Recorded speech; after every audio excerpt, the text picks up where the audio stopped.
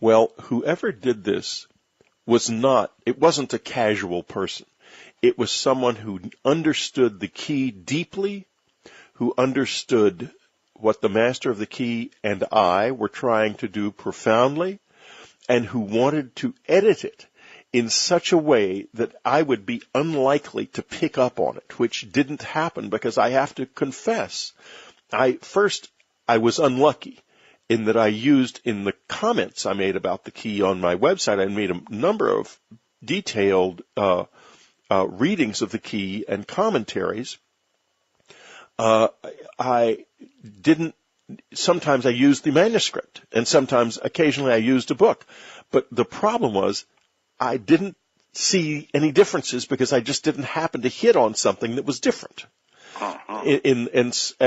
So the result was I didn't notice it over 10 years, not until the new edition came out and suddenly somebody could compare the two. I didn't think to compare the two because I thought they were exactly the same.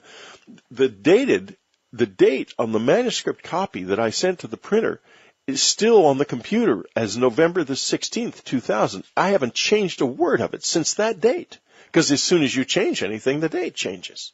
So this was changed somewhere either in the copy reading, proofing, or printing process. I think not. I think that it was changed in the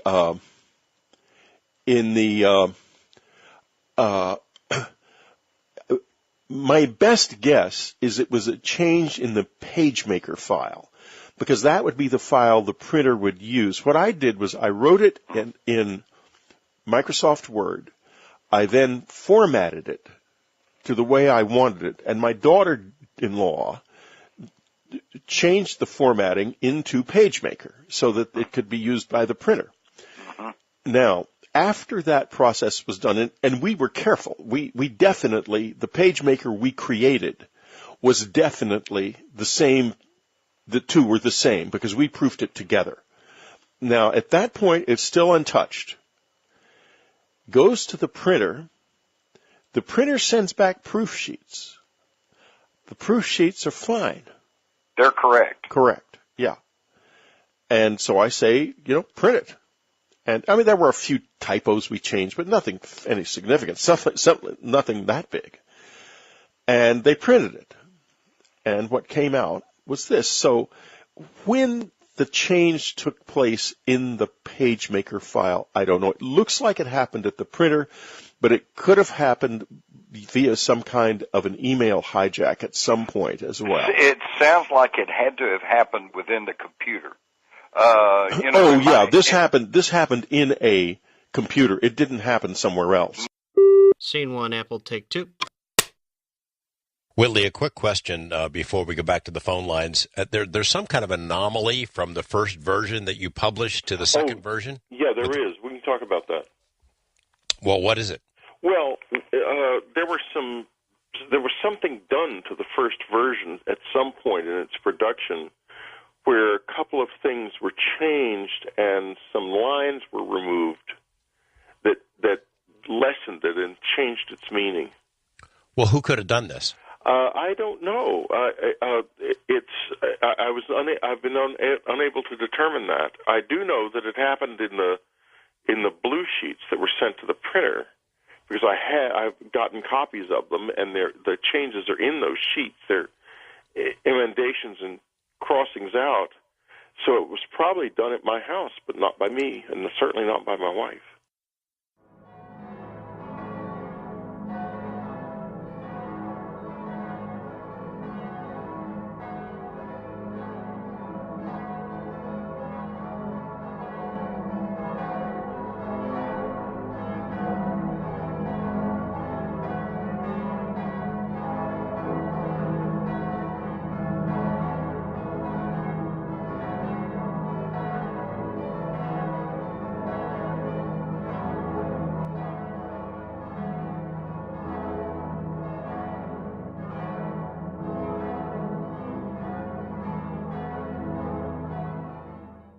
Let's talk about Strieber.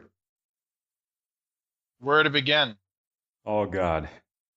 I read last night for the first time The Open Doors. I'm familiar And with this one. yeah, I avoided it when it first appeared because it didn't strike me as very interesting. And that's a little bit unusual. I'd say I normally look into almost everything that Strieber puts up, but something about this one struck me at the time as kind of a waste of time. I read it last night. I just couldn't believe it. I just stunned, flabbergasted. Let me tell you why. Shoot.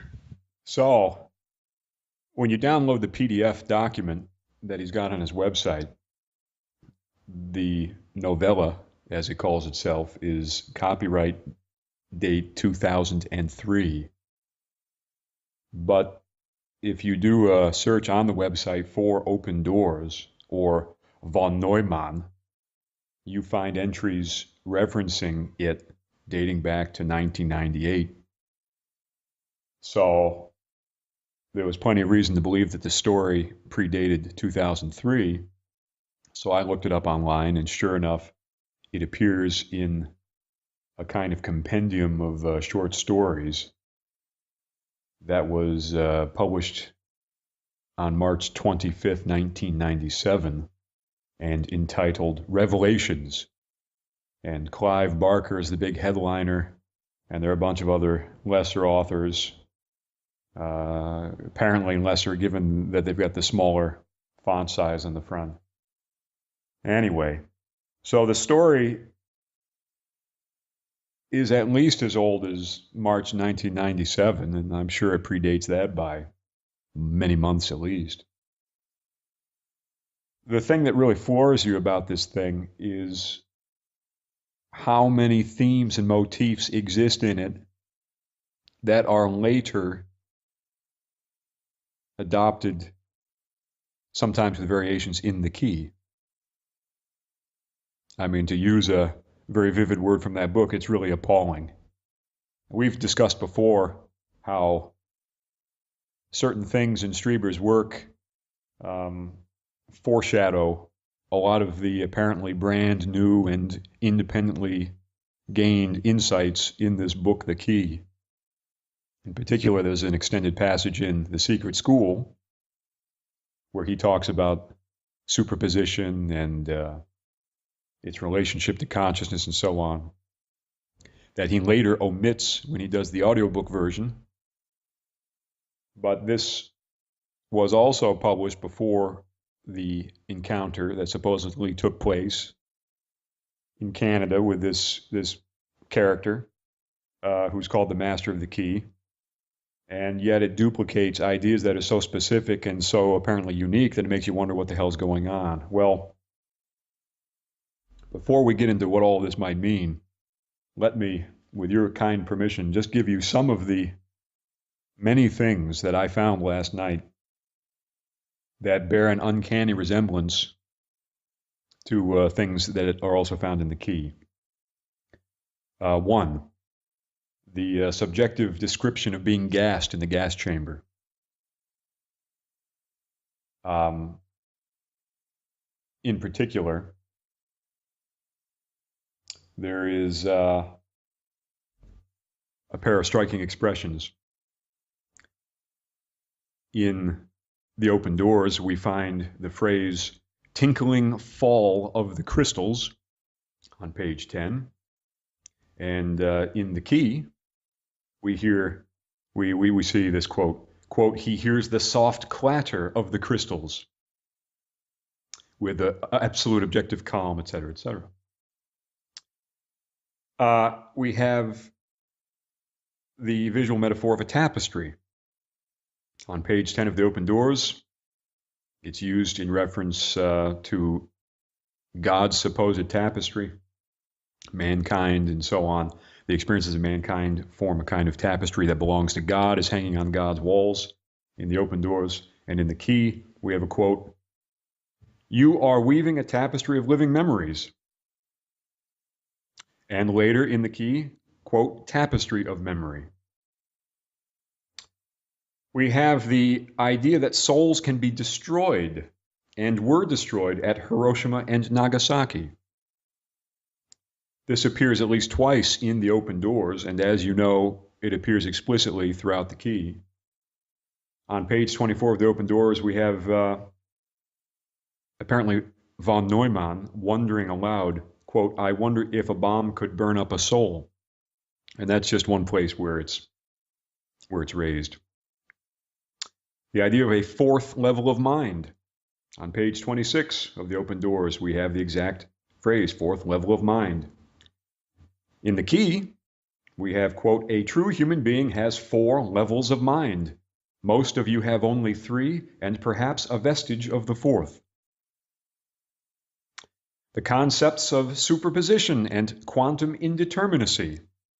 These appear explicitly, not only in the key, as you well know, but in The Open Doors, where von Neumann is talking about himself or thinking about himself as being the only person who truly understands superposition and quantum indeterminacy. They're both named.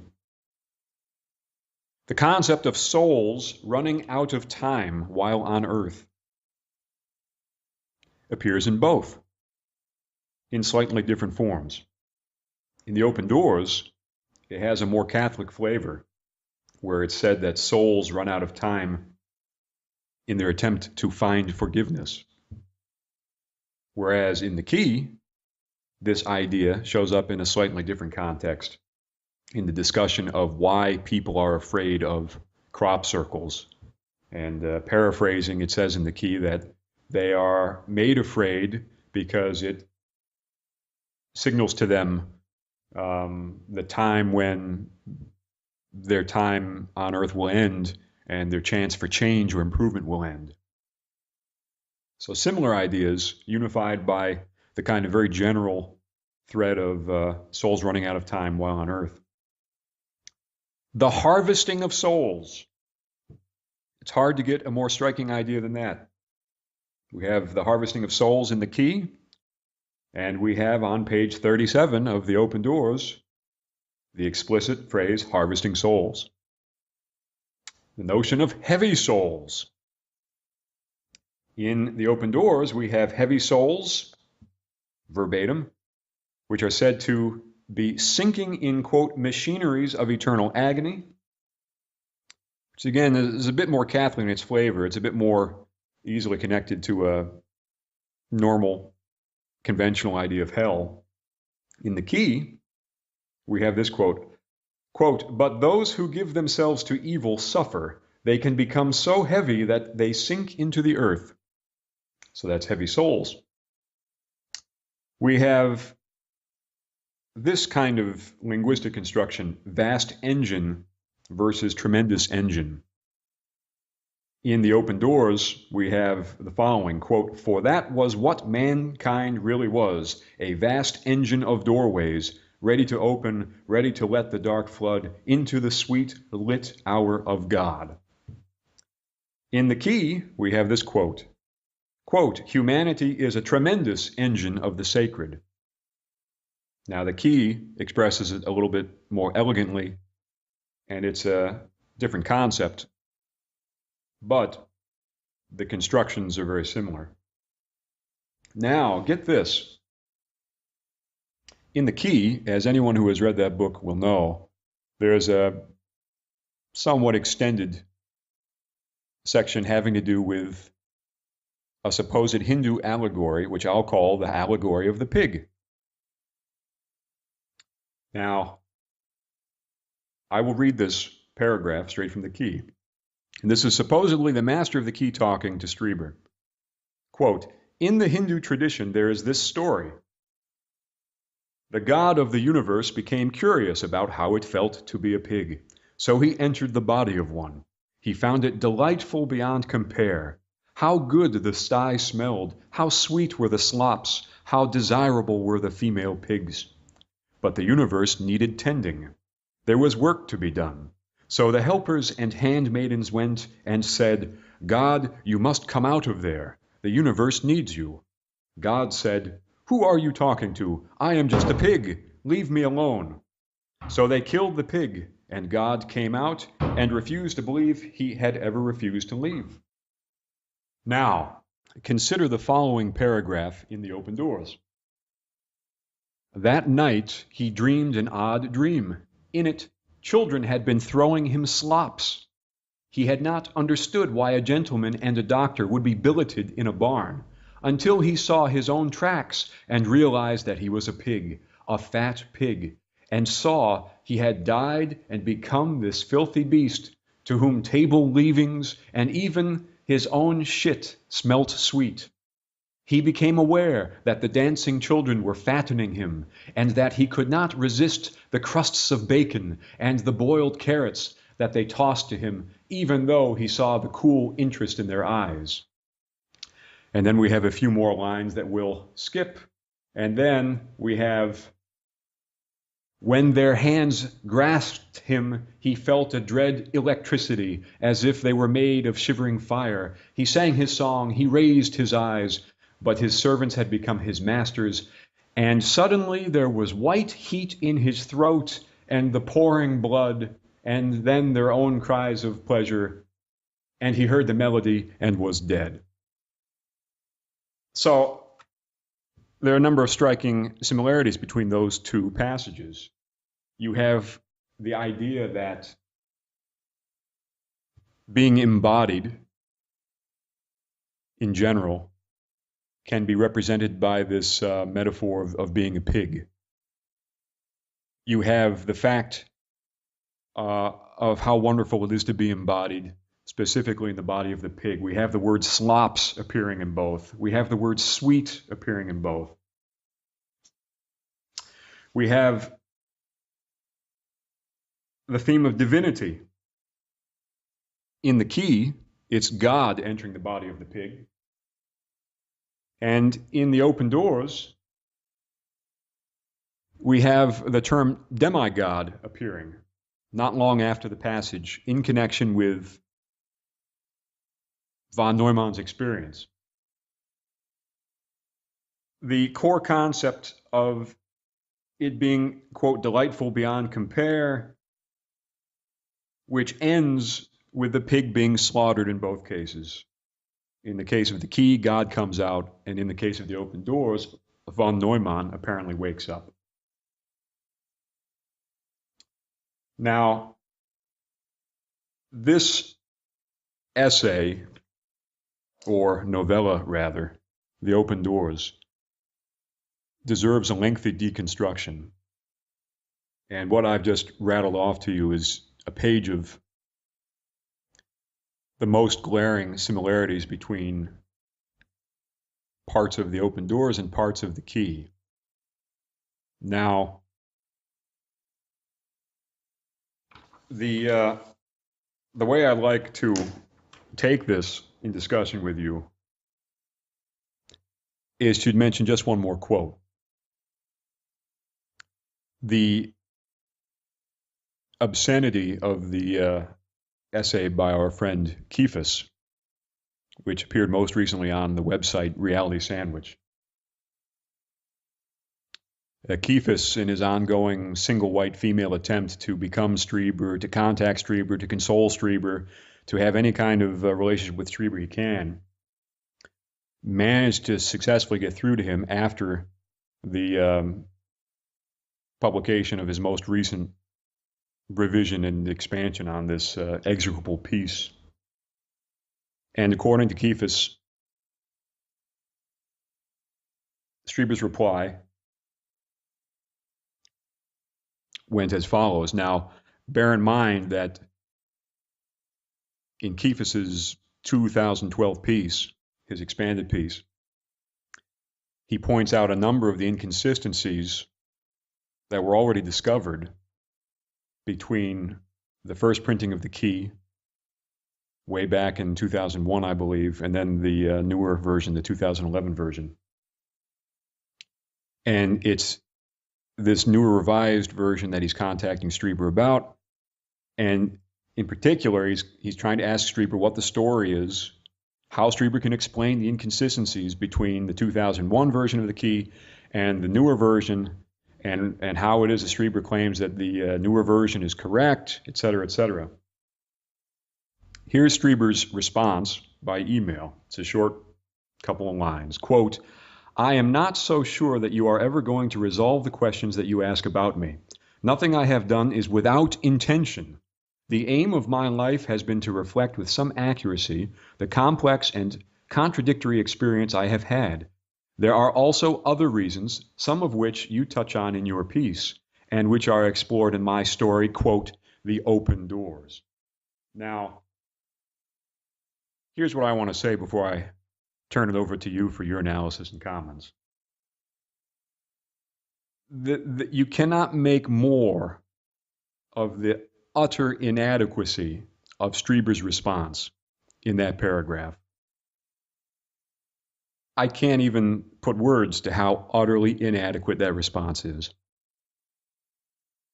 The central concept of the open doors, at least the most obvious concept as Strieber would like to present it, is that only through a kind of denial and repression can you keep the so-called visitors from entering our reality. The more you become conscious of them, the more they are able to interact with us in a way that we would consider physical. Really, the whole thing is an argument for repression and denial. If I just continue to pretend that they don't exist, then eo ipso, they won't exist, and everything will stay fine. Now, consider that explanation, which he basically gives to Kephas in his little email here. The idea that Strieber really knows the answers that could resolve all of these contradictions, but he just can't say. He's just bound by this inner conflict, this war between the realities. So he just can't tell you what the real story is. Consider that as a response to the list that I've just produced of all of these things that exist in the open doors in close parallel to supposedly brand new and totally independently derived ideas in the key. Consider that as an answer to the presence of that passage on superposition in The Secret School. It's totally inadequate. So, now it's your turn. Well, there are any number of different ways that we can take this, because the context of Strieber's interaction with the master of the key is so unusual. The entire interaction is framed as something almost emerging out of the depth of the unconscious. The master of the key, more than being ordinary interlocutor, it could be seen as a prefiguration of Strieber's future self, as a temporary avatar and embodiment of the divine. The entire event, as you yourself have noted in your analysis, seems to contain more dialogue, more information that could be condensed into the recorded duration of the original conversation. So on many levels, the interaction seems to be something of another order of reality. So that's one point that I'd like to lay on the table as I build up my response. Another is that the interaction with this master of the key follows a number of years of what Strieber calls education in the presence of the visitors. And the visitors, on Strieber's own account, don't interact in a straightforwardly linguistic manner. They also are hyperdimensional. They also function with a fundamentally different reference to reality. And the knowledge conveyed by them is acted out in some cases in his interactions with them and the events that unfold in his life. They could appear in his stream of consciousness as he reports, for example, in being directed to a passage in the Tao Te Ching. They could take the form of a vision, and so on and so forth. Where I'd like to go, bearing these two ideas in mind, is that the key encounter could be a condensation, a kind of punctuating endpoint to Strieber's interaction with the visitor. It could be that knowledge that had been seeded in his consciousness during the course of his time with them was summarized and more discreetly articulated in this occurrence in Toronto. So the fact that certain themes in Strieber's earlier fiction and nonfiction anticipate themes in the key could lie in this very dynamic. Now, bear in mind, I'm playing devil's advocate, and I do think that it's appropriate to bring critical analysis to bear here, because these are very significant questions. But we also have to ask ourselves, to what extent is the content in the key insinuated to be completely original? After all, there are several explicit points in the text where the master of the key refers to a theme that is carried through in Strieber's work, for example, evolutionary pressure, and Strieber says, well, yes, indeed, I have written about evolutionary pressure, or he refers to Strieber's interest in the Meister Eckhart. And so the entire conversation does have this flavor of response. It's not knock, knock, knock, here I am, here is something completely out of left field. There is some implication that this intelligence that is represented by the master of the key is responding to Strieber's entire body of work, and in fact responding to his entire conscious life.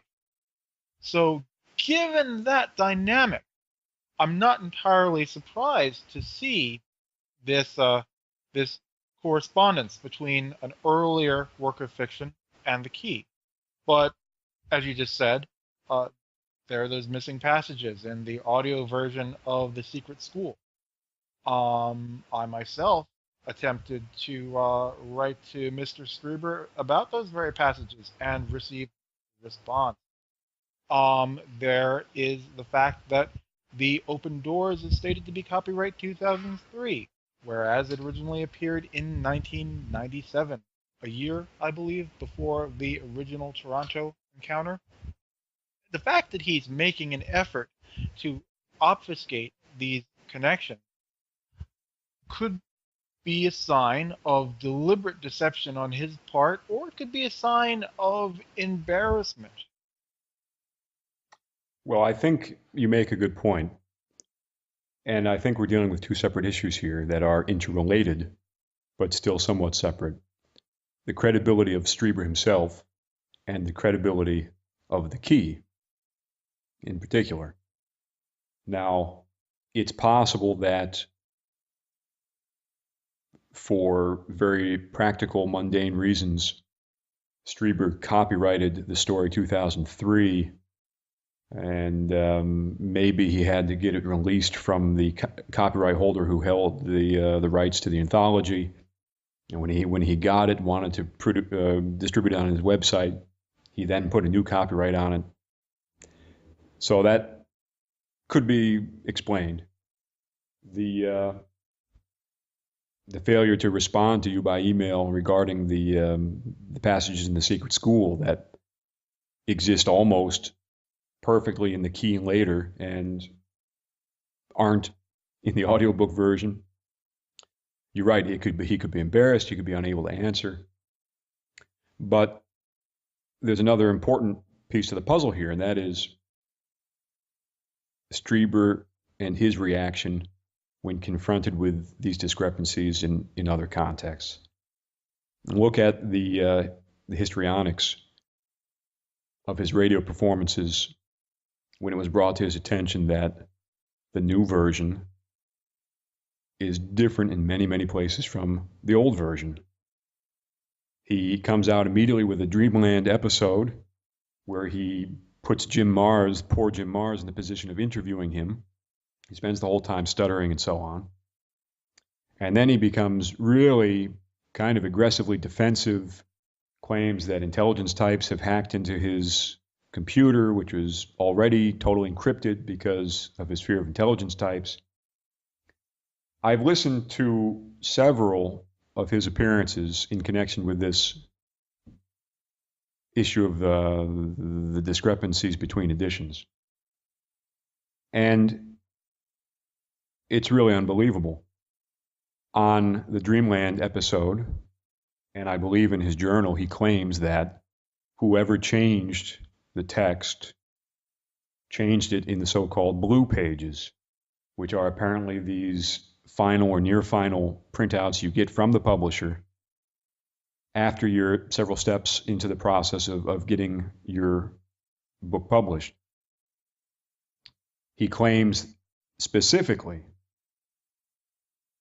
in those two venues that the new version of the key, which was more of the mass market version, the new version of the key is the more correct one because it's produced directly from the PageMaker document from way back in 2001, which he claims has been unaltered and still shows the last modified date in the Windows window of 2001, right? So this is what he says on Dreamland. This is what he says on his journal. Now, not long ago, I happened to listen to another audio interview with him, and I have the interview on my computer here, although I can't remember exactly who did the interview. In this interview, Strieber claims that whoever altered the key made the alterations directly to the PageMaker file on his computer. So we have that basic inability to even reconcile what ought to be just like simple, practical, factual questions. Then we've got his reaction to individual changes, many of which are trivial, many of which are arguably unnecessary or even irrelevant. Strieber comes down again and again on the side of this is a perversion, this is an outrage, this is censorship. In one case, there's a motto from the first edition that says, find laughter, find God. And in the second case, in the new edition, it says, find laughter, find freedom. Now, it's hard to argue that there's some sort of evil perversion of the message in the first case. It doesn't say, find laughter, find Satan, for example.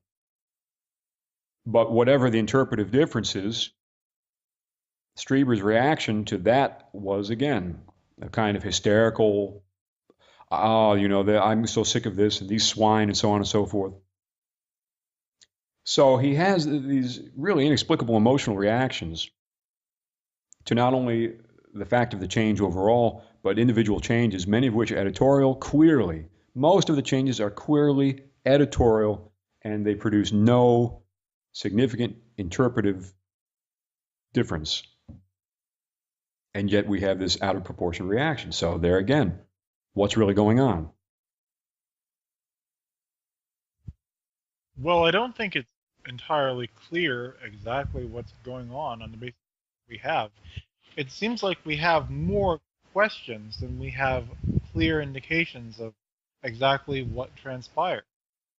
Again, I'll take the role of devil's advocate for a moment. It could be that he himself is not making an effort to be clear or to straighten out the fact as to whether the changes occurred in the PageMaker document or in the blue pages or what have you.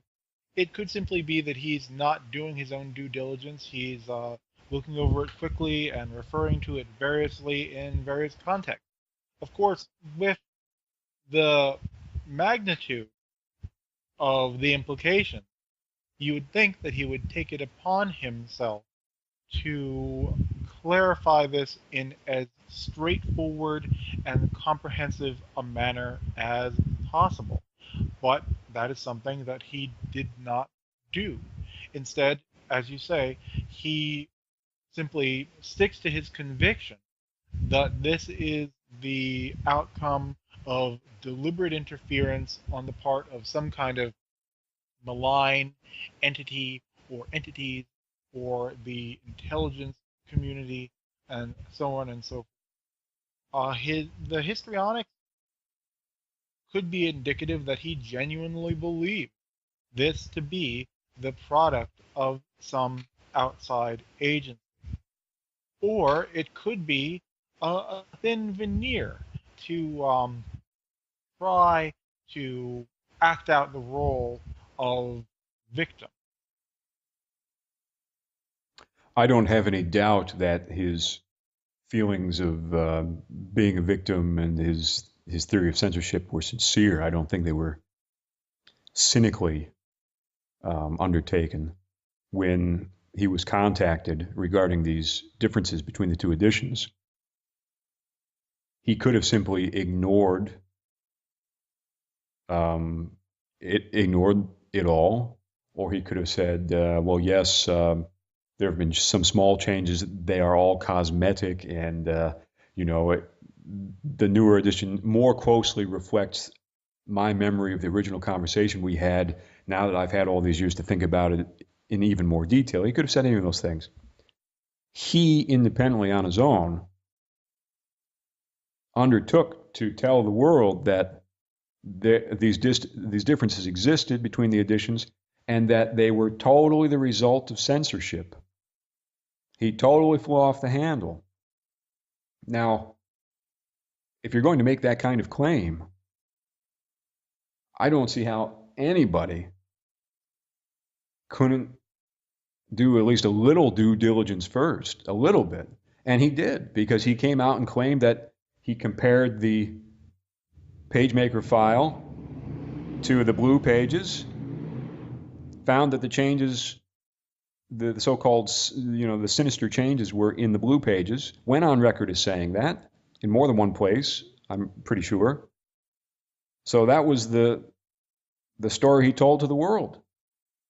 How then later could he, in a separate interview, after going on record with all that, claim that the changes were done to the PageMaker file?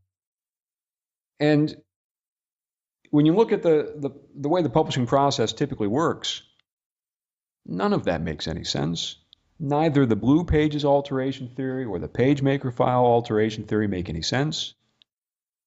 The whole thing is as inconsistent as it can possibly be. Now, it's possible that in the later interview, he simply misspoke, and he was thinking of saying blue pages, but he was already anticipating his statement in his mind, and he said PageMaker file. I didn't get that impression when I was listening to it. I think Strieber himself is conflicted about these specific factual matters, and he's emotionally incapable of addressing them. A lot of people make out that Strieber is simply under mind control. There's a really kind of negative hysterical reaction to Strieber from a lot of people. And I think maybe we should discuss some aspects of his personality to try to get a handle on who he is or might be. But my feeling, given all of this, is that he has a desperate desire to be believed. It's not to say that he's lying or anything like that, but he has a desperate desire to be believed. And at a minimum, the thought that there could be differences between the two editions that he cannot immediately account for makes him totally melt down. And he melted down in numerous interviews and became really emotional. And, he has a desperate desire to be believed, and anything that he understands intellectually to be an actual threat to his credibility, he emotionally kind of self-destructs over. And I am beginning to think that rather than it being just a matter of like mundane inconsistencies. People take pot shots at him when he tells a story one way one day, and then 5 years later he tells it a slightly different way. Any normal human person telling any normal story about any event, a famous happening or an event, they tell the story slightly different ways. Sometimes they omit details, sometimes they emphasize other ones. Strieber is no more guilty of that, in my opinion, than anybody else. But in this particular case, when it comes to the key and the claims of censorship and so on, it really looks like he is being used in a way.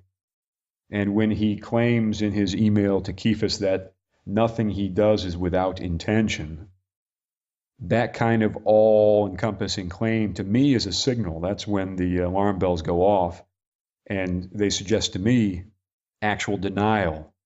The truth appears to be that there are plenty of things that he does that are not his intention. For example, editing the key or changing things around. It wouldn't surprise me at all if he's the person who made the changes, and yet in some way they were made without his understanding or awareness, and that many of the messages and themes that are being promulgated through his writing, again, they are not all entirely his or coming from his intention. I thought he was from room service because I had ordered a meal and my tray was still there and I'd fallen asleep. I didn't realize initially when the knock came on the door how late it was. I assumed, I'd just fallen asleep for a few minutes because, I opened the door to give him the tray.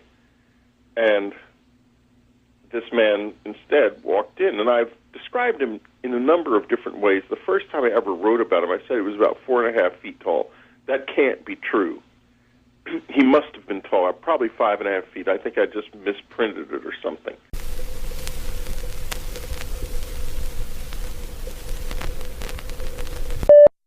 And what's the effect of it? Watering it down? Yeah. The effect of it is to water it down, to remove some material about mind control, and to make him seem like kind of a jerk in one place. I can go into it.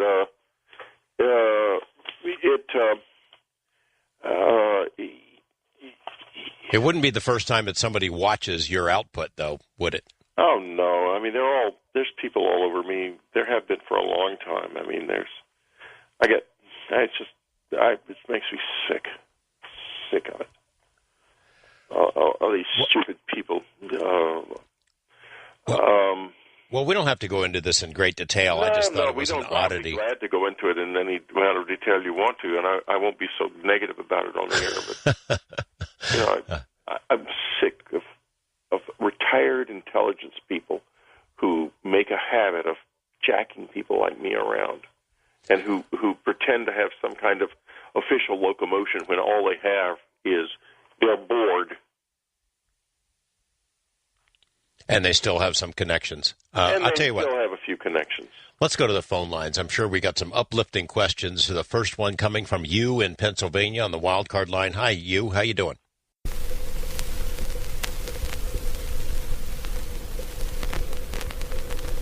The people who think are running away from this as fast as they possibly can.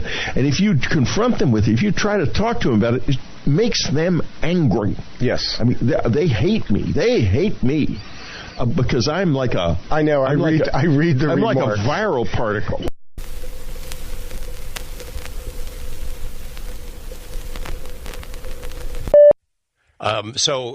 You thought initially, your first impression, your memory was the guy was there for about a half an hour, and then you realized as you write all this stuff out, he had to have been there longer than that. Well, no, not really. I don't think he was there for more than 45 minutes, maybe an hour. It's not that long a conversation. It's, it's certainly, I didn't get the impression he was there for hours. And I don't think I've ever said that either. I may have, but I got the impression that he was there for about 45 minutes. That was the initial impression, and then you wrote later. You thought he might have, looking at all the material. I know there's a pretty good pile of material here that you thought he might have been. Yeah, he might have been. I mean, I don't know, but if you read it, out, the reading of it takes about 45 minutes. So Okay.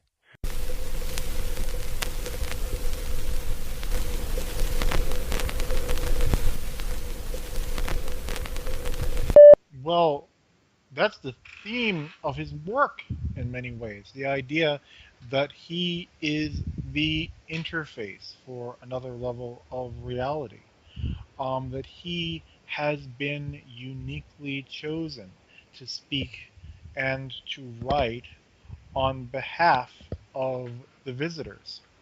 You see, it seems like he's presenting himself, or he understands himself in two different ways. On the one hand, he tries to be and takes pains to demonstrate that he is an objective arbiter of the authenticity of his experiences.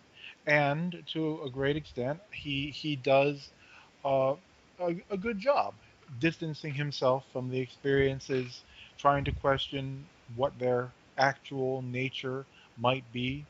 It was a good while before he came to a definite conclusion that the experiences described in communion, transformation, the secret school, and so on had a physical component. On the other hand, beginning in communion, there is this insinuation that his narrative is being uh, implicitly, subtly co-created or shaped by the visitors. Recall that the title of communion comes from his wife speaking in her sleep in a kind of otherworldly voice, saying that the book should be called Communion. You know, throughout there's this insinuation that the visitors are motivating and shaping the choices that he makes. So, do you see the problem here? He's trying to popularize the image of himself as a skeptic, and on the other hand, he's insinuating, and sometimes more explicitly than others, uh, this notion of himself as a prophet for their cause. Before his novel *The Greys* came out, he said in a couple of his journal entries, I'm trying to create a relationship between humankind and the Greys. There was a bit at the end of one of Strieber's podcasts where Anne Strieber got on the air and she said, I believe my husband is the real equivalent of the character Connor in The Greys. And you'll recall that it has been genetically and spiritually engineered to act on behalf of the Greys in human society, that he's uniquely intelligent and psychically adept to be able to serve that role. Well, the problem is that Strieber himself cannot accept the two sides as you've presented them. Anytime he's faced with the idea that he is not totally in charge of his own mind, he flips out. Anytime that it's suggested that he might be saying things or writing things that are really being decided on by others, he loses it. He's willing to accept that he is a co-creator, that he, in agreement with the visitors in some other realm or on some other level, as long as he is an equal co-party, he's fine. But the first time that there's any kind of evidence that these messages are coming through him in a sense, and he's much more passive than he might like to imagine himself to be, he has a very pronounced emotional reaction to it. Now, none of this is to suggest that his discourse is not authentic. And I'm in agreement with you so far as I understand the devil's advocate positions that you're putting forward here. The point to all this, from my perspective, is not to say that Strieber's accounts are inauthentic.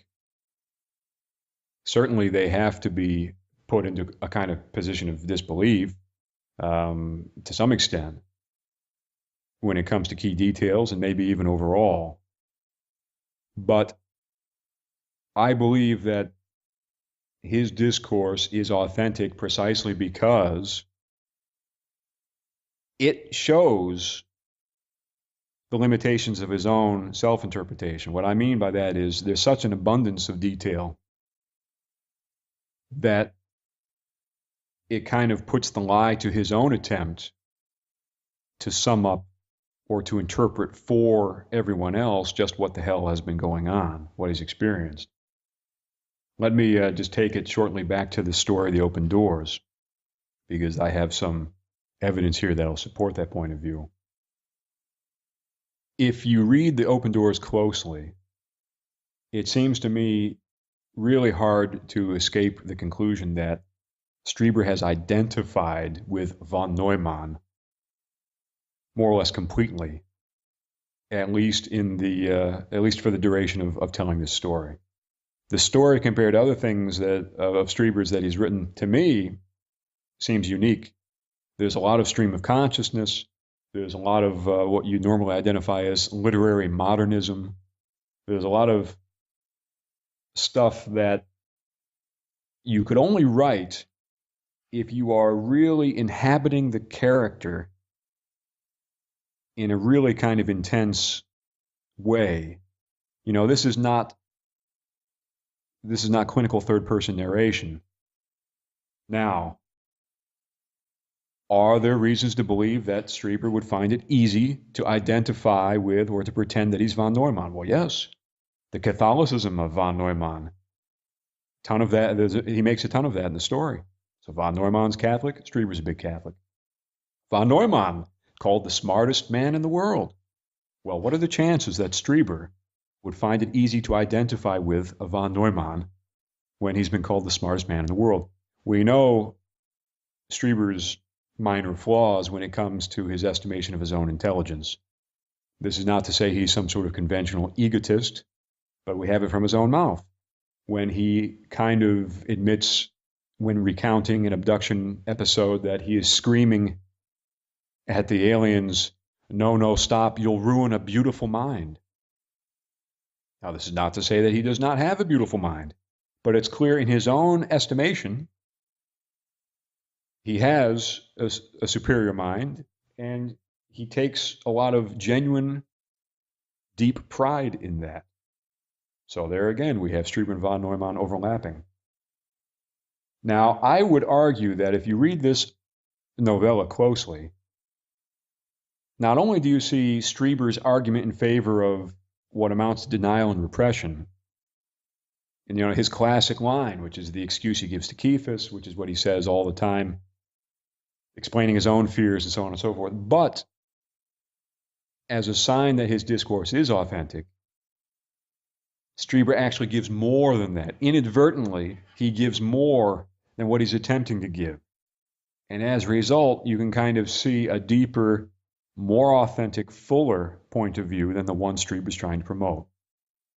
I don't know if you've read The Open Doors recently, or do you have a copy in front of you, or have you read it at all recently? Well, I've listened to Strieber's audio a couple of times, and the reason why the parallels between this text and the key never stood out to me as odd was precisely because in the audio, at least in as much as I can recall, it said that The Open Doors is copyrighted 2003. I had always taken the passages in the story that echo the key to be reflections of his Toronto encounter in 1998. But if the 1997 version is identical to or substantially similar to the 2003 version, then we have a lot of very serious questions. I would draw the parallel between Strieber and von Neumann a little further, as you insinuated earlier. When I listen to it, and especially you should listen to, Strieber gets into the part on this one, as he occasionally does when he reads his fiction. But there's a tremendous gravitas. There's a tremendous sense of inner struggle. There's the depth and power and intensity of a psyche that is deeply in conflict really comes through in his voice. It's for him, considering that he's not a professional actor, it's well dramatized. He's able to situate himself in the character very skillfully, and it suggests an empathy. It suggests a feeling of identification. And when I listen to it, the inner turmoil that von Neumann expresses about not being able to express this one secret, and the fact that he'll have to carry it through to his grave, it seemed to me as though Strieber is acting out his anguish over his own sin, or what he takes to be his sin. In other contexts, in his audio commentary on the key, he talks about, well, what are the sorts of sins that people carry? Ordinary people who are not murderers or criminals or people, and he counts among his sins communion. He refers to communion as something that might be an instance of his own indulgence in imperfection, that might be an instance of his own denial of the right to thrive to others. And how could it be that he could count his most significant book, his most well-known book, as being among his sins? He says in that audio commentary that he might have given in too much to the romance of the alien, when the encounter itself could have been more ambiguous and mercurial. He might have allowed the pop cultural motif of the alien abduction to shape the narrative too much. Now, what if something like this runs through all of his work? What if, in order to clarify something that is ineffable, something that he doesn't know how to express in linear, rational, sequential terms, he is crafting a structure for it that is the deliberate or the slight contrivance of his own mind, or something close to it? What if, for instance, the key was written in order to give voice to what he takes to be the sum of the wisdom he has been able to accumulate from his interactions with the visitors? And for whatever reason, he can't be honest that it is not a record of a true encounter, but is a kind of dialectical exercise to try and render comprehensible what he was unable to do in his nonfiction. Well, he's not able to do that for the following reason. I haven't heard the audio reading. I suspect it's abridged. I saw the files, the file size. The PDF with the story is something like 55, 60 pages long. It's hard for me to imagine that he read the whole thing, given the size of those two files. So I suspect what he read was abridged, but it doesn't surprise me to hear that he really gets into the part, because The Open Doors, as I read it, appears to be about Strieber's own struggle. Now, I think you're right to point out that Strieber has his struggles with sin, especially within the Catholic framework that he employs. But there's a deeper, more persistent struggle, it seems to me, with Strieber, and it's the struggle of belief. The whole story of The Open Doors is about trying to avoid what happens when you believe something you already know to be true. So you're torn and you're driven mad by the fact you know something is true, and yet if you believe it, it will really become true. the idea in the open doors is that because of the way perception works, the way the observer makes something real, a la quantum mechanics, that these visitors, which are all around us, invading us all the time, will become real if we allow ourselves to believe that they are real. In particular, the extent of the catastrophe is expressed very vividly by Strieber in the story, where he writes that heaven itself is invaded. He writes elsewhere that God is being destroyed or devoured by his own creation. So the extent of the permeation, the extent of the conquest of reality by these others, by this other reality, is so complete for Strieber, it means total oblivion. God himself is murdered. Everything is destroyed. Heaven is invaded. So for him, the stakes are huge. But what is his strategy for coping with it? It's the strategy that he mythically ascribes to von Neumann. It's the strategy of denial and repression. Because when you consider, and this is not just Strieber doing a one-off, Strieber has time and time again come back to this problem, and it's a problem that for him is an inner problem, but it's also a problem of public constraint on his speech. He again and again has said in different places that, I would say more, but I can't say more because, if I say it, it might become real, or et cetera, et cetera. The problem is that when you look at this, especially anybody who has any kind of experience with psychoanalysis, especially Lacanian psychoanalysis, would look at this apparently philosophical stance. And it is a philosophical stance because we're talking about, in broad terms, reality and perception and so on. You look at his broad stance, his strategy here, his solution to the problem, it is equivalent to, identical to, what we would call repression. There's a family, and there's a husband and a wife and kids in the family. The dad is molesting the kids like hell, molesting the hell out of them. What is the mother's strategy? To pretend that it's not happening. If she admits it's happening, the family is destroyed. So obviously she cannot admit that it's happening if she wants to preserve her family. So what does she do? Even though she knows it to be true, she struggles to believe that it is not true.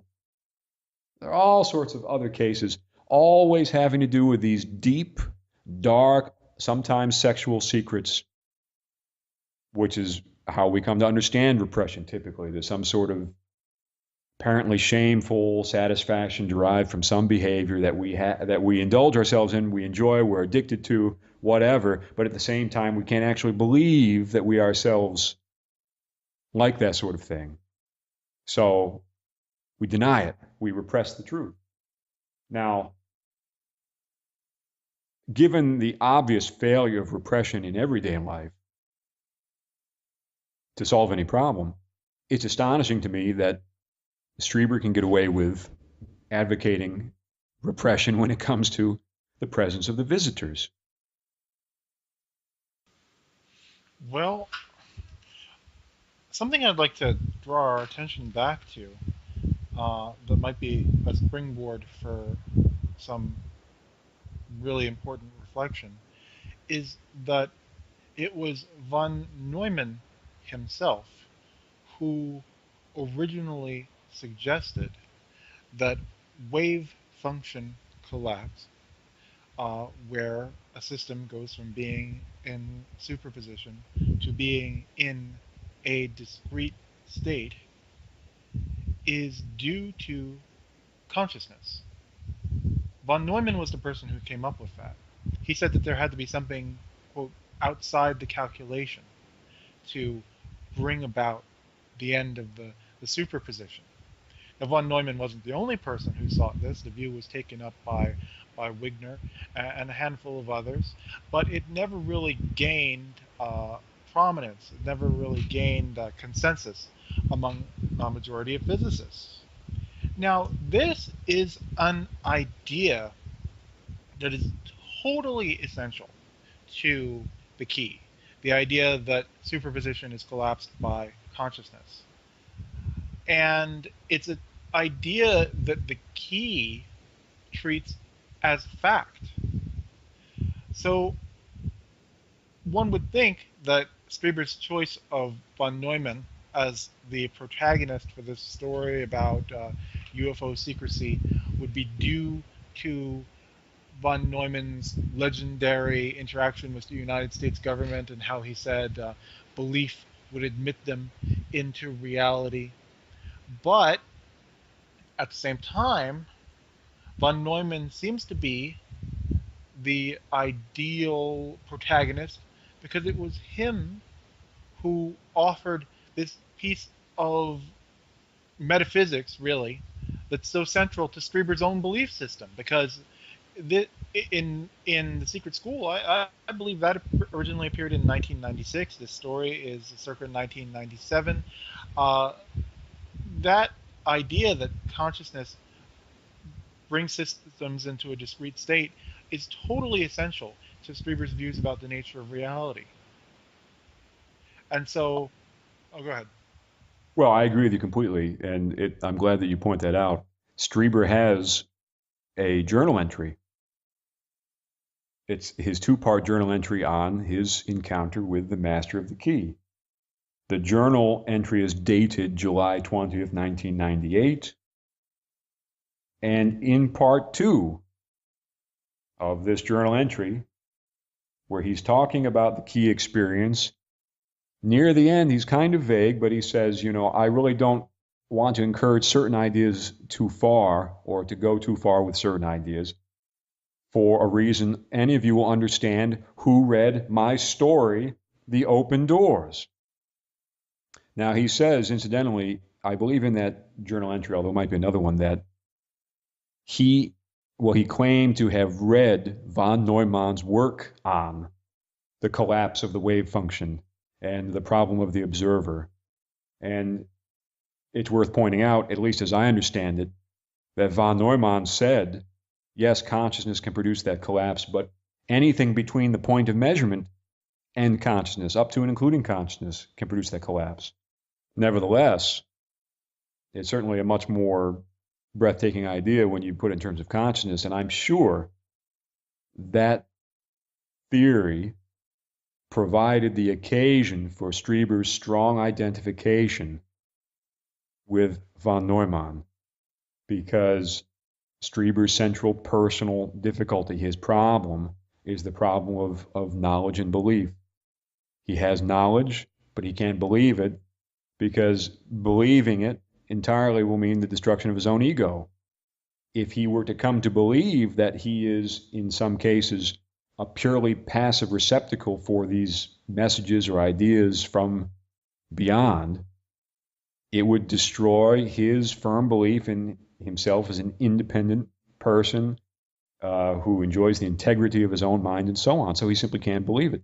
The only strategy that he has, in my opinion, at this point, is the classic strategy that so many people opt for, and that's standard repression. But he has made repression an ontological stance. He has, using von Neumann here, he has produced this cosmic picture wherein we have to, all of us, engage in repression. Otherwise, literally, the doors will open, all these aliens will flood through. And for Christ's sake, I mean, that could be questioned, especially given the fact that von Neumann's interpretation there is not the only interpretation. It's not even the most popular interpretation today, as I understand it.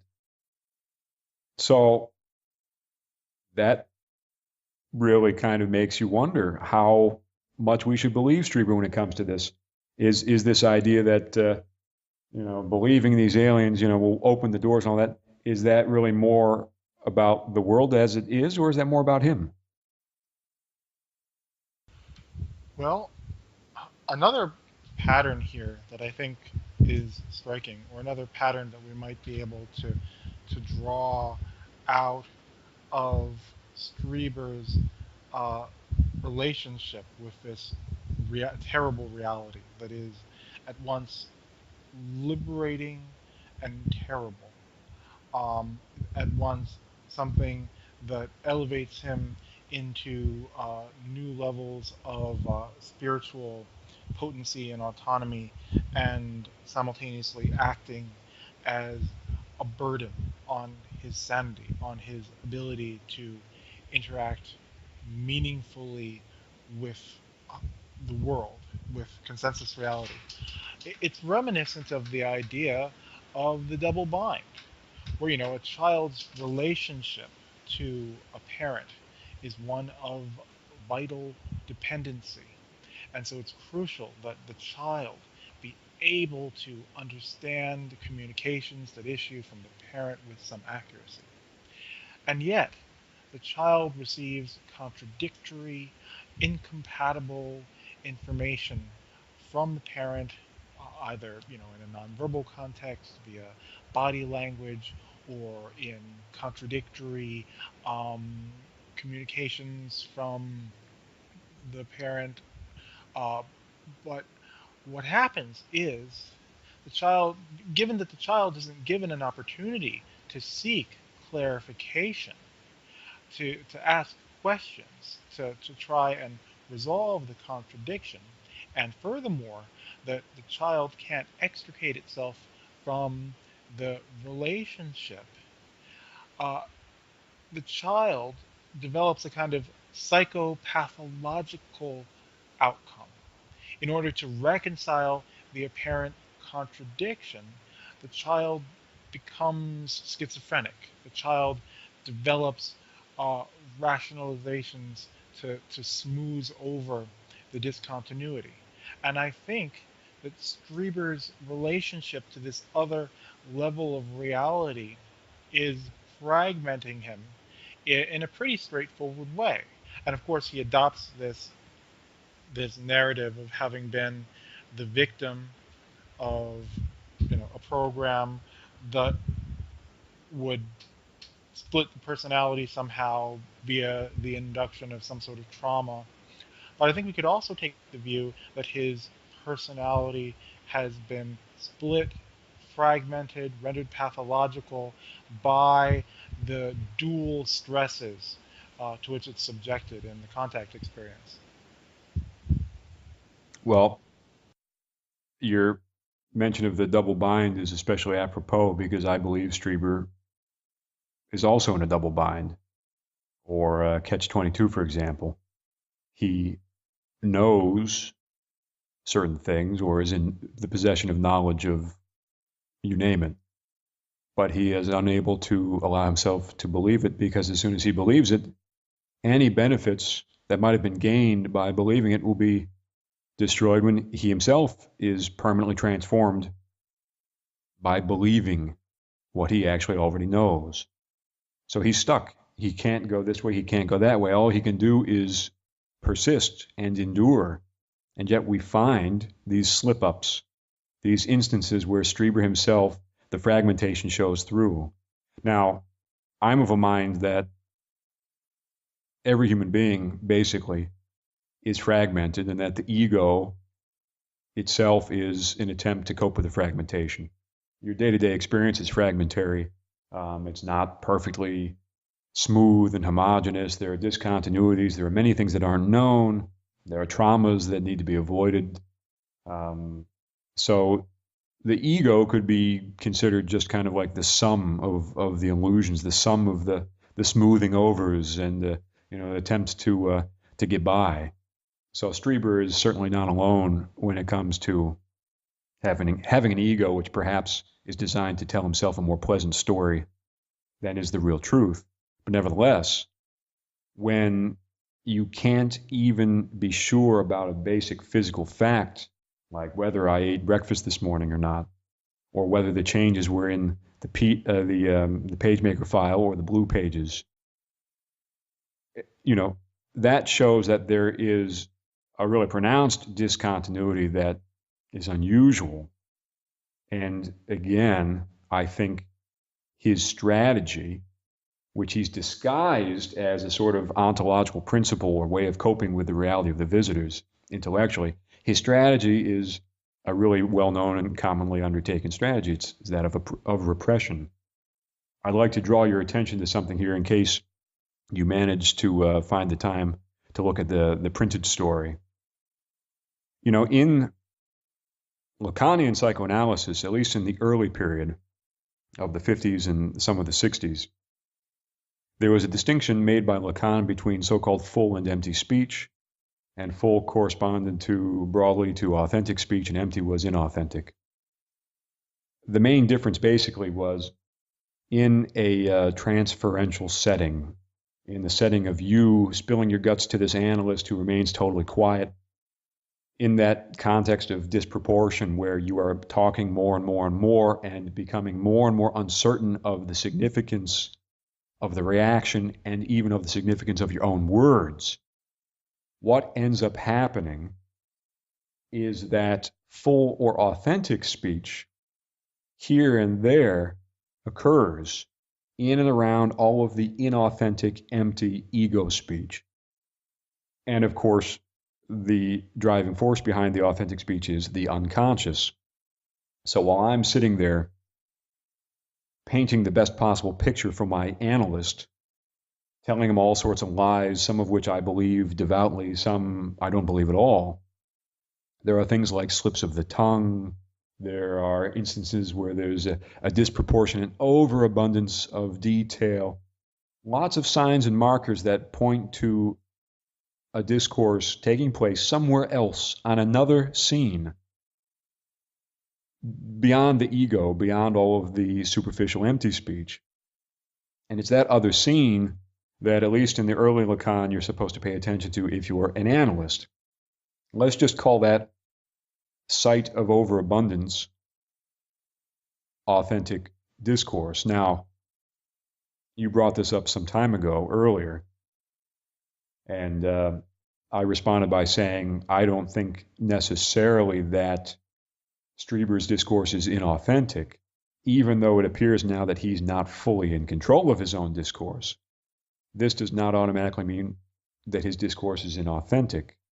And there are two reasons for that. Or rather, I can think of two clear instances why. The first is in this story, The Open Doors.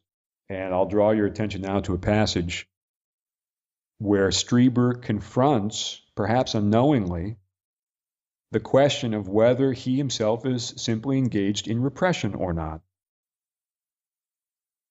Now, before I explain it, I just want to say the reason why I'm bringing this up is because I think this is a case where the authenticity of Strieber's discourse shows through, because he is addressing his central problem in the text, in front of the reader, in full public view.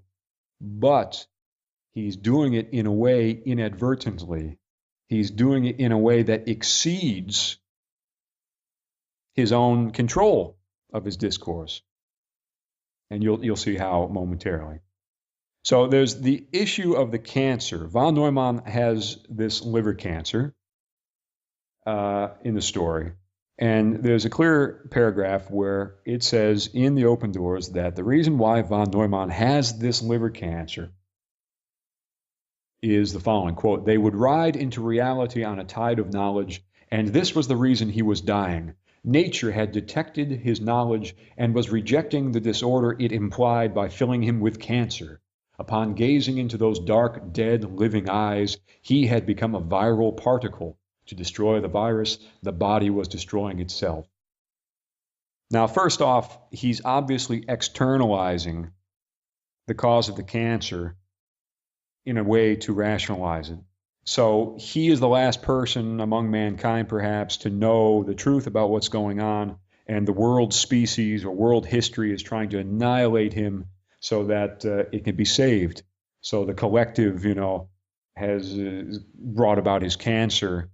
He's being destroyed like as if he himself were a cancerous cell.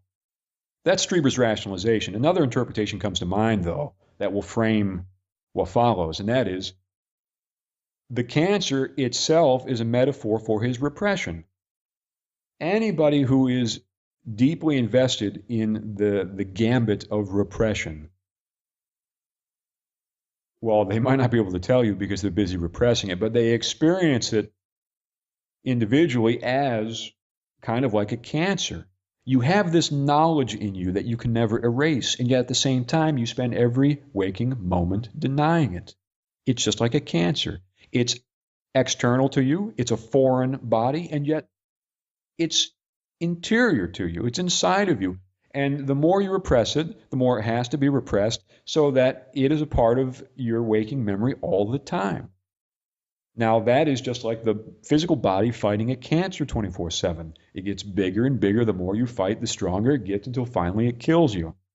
So there's an obvious way that you could read the cancer as itself really being a product of repression rather than Strieber's sort of, world species vitalist interpretation where he's able to stick to his premise that repression is a good idea. With that in mind, repression is addressed expressly in the passage, in the open doors, where von Neumann has sex with what seems to be his wife. Now, the thing about this sex scene is that it actually begins with a priest. When you're reading the story, von Neumann is in a confessional with a priest. And of course, von Neumann throughout the whole story is trying to confess. But in this particular case, he's talking to the priest. He really wants to tell the priest what's going on. And there's a moment where the priest lowers his voice and asks, have you been touching yourself? It seems clear to me that what Strieber is illustrating there is a situation where von Neumann is desperate to confess, but he only talks in abstractions because he cannot confess. And in a totally different way, a different mindset, different reality, here we have our quintessential perverted priest who first is, neutral, reading the script. And then when he tries to draw out what von Neumann's sin could possibly be, the priest's own perversion and sin shows through. And so he asks, have you been, playing with yourself? Now, immediately, the priest sort of transforms into the wife. Now, von Neumann continues, however, trying to use the wife as a priest to whom he can confess. It's explicit in the story. So even though the person of the priest has transformed into the person of the wife, the confessional continues. Von Neumann keeps trying to confess, but of course it's the same problem. And now the wife jumps in. She says, quote, "Oh, Janshi, this is no sort of sin. What have you done? Gone with the girls? Or boys, Janshi? I understand that." So here again, we have another character presenting the character of von Neumann with the question of repression. Oh, are you repressing some sort of dirty secret, some sort of dirty sexual satisfaction? Now, von Neumann goes on, he says, "I have wanted Dionysus." Now we get the third confrontation. The wife says, "A young man?" But von Neumann, of course, is too pure and too transparent. He says, no, a god. So what gets staged here is von Neumann, or Strieber, being confronted 3 times with the question, are you engaging in repression? Now, in each circumstance, it's roughly different. In the first case, is it, are you touching yourself? The second case, is it, are you touching girls or maybe boys? In the third case, you wanted a young man. The fact that it changes signifies that what's important is not so much the object or the circumstance of the repression as the repression itself.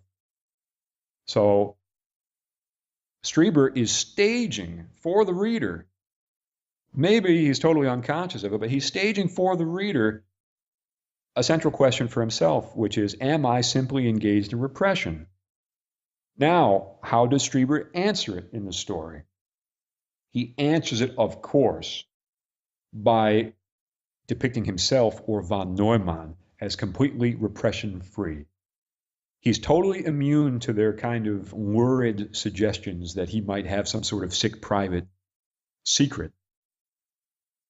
In fact, this is made obvious when Strieber is describing von Neumann, and of course himself, immediately afterward as being exceptionally virile. He even gives von Neumann in the passage some sort of large sexual member, which of course demonstrates that not only is von Neumann, aka Strieber, totally free of these repressions, the difficulties of repression, but that proof of that is his exceptional virility projected into the world, right? Which we know is the opposite of,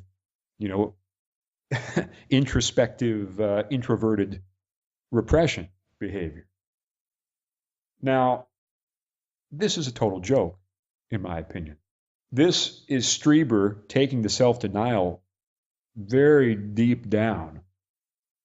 However, it's still a sign that his discourse is authentic because he is authentically struggling with these questions.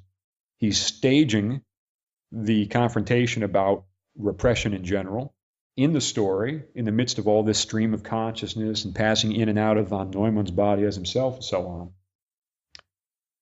So I direct your attention to that. And one final thing about the story.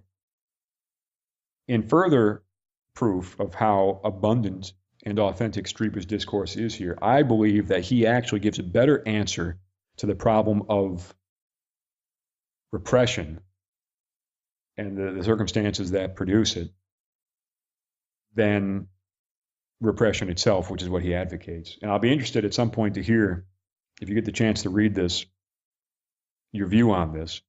There are two different places in The Open Doors where Strieber brings up, almost out of the blue, sexuality in the context of dying. Now, this, of course, occurs also in The Key, if you'll recall, where the master of the Key is talking about how he is in ecstasy and at any given moment he's being devoured, by countless insects and he's dying a million deaths and everything else. So there again, we have a pretty striking theme. But in this story, the idea of a horrible sexuality, that's Strieber's exact phrase, horrible sexuality, in the act of dying occurs twice. He brings it up in two different places, so it's on his mind. Now, my thought is, isn't that a better solution to the problem of the presence of the visitors, the problem of knowledge and belief, than Strieber's desperate, anguished repression of the same? As you'll recall, in The Key, a great deal is made of the idea of so-called entanglement. Everything is connected to everything else. Everything was connected to everything else at the start of time, at the start of the universe. Therefore, everything is still connected. And here is there, now is then. Everything is equal. It's a really rigorous monism when it comes to that. Doesn't that obviously conflict with what he's putting forward as the von Neumann interpretation? Doesn't that prove that repression a la von Neumann is a waste of time? If everything is entangled, if everything is one, they're already here. You can't repress it and deny it. They're simply already here. If they're here, they are here. On the most fundamental level, the fact is the fact. So The Key diverges somewhat in this respect from Strieber's own personal strategy and what he's saying happened to von Neumann. The reason why I mention this is because there are processes taking place underneath the level of process that Strieber is preoccupied with, the level of consciousness, observation, and bringing things into quote-unquote reality. Horrible sexuality is one of the things that take place at this deeper level. If all these doors opened up and all the aliens came pouring through and reality as we knew it was over and heaven was invaded and God was overthrown and everything was total pandemonium all the time, do we think that the human body would cease to function? Would it stop operating? Would people stop screwing? Would reproduction stop? I don't think it would. The body wants to live. Strieber can't see this. He can't see that life will go on because there are other agencies at work inside of us, below and beyond and outside of and inside of this whole observer reality conundrum. So he can't accept that. And yet it gives kind of the answer.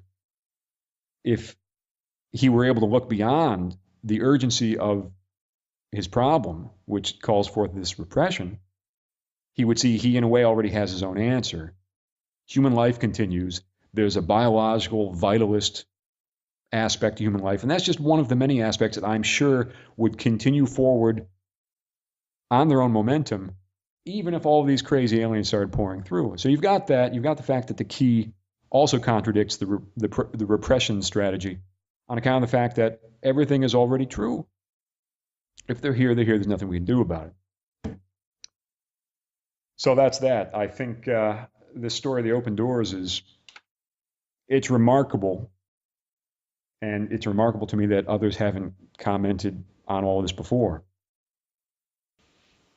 Well, the simple fact that Strieber writes of it as being copyrighted in 2003 is a pretty efficient detour from recognizing the fact that this material predates the key and subjecting it to deeper analysis on the basis of that. I mean, let's face it, there's not a lot of scholarly attention being directed at the, for better or worse, I should say, at the proceedings on Strieber's website and similar websites. So, it's been there waiting to come up. It's shocking that a lot of this has gone without comment, really. It's shocking that the debacle surrounding the new version of the key didn't draw more sustained critical attention. But, it is what it is. Here we are,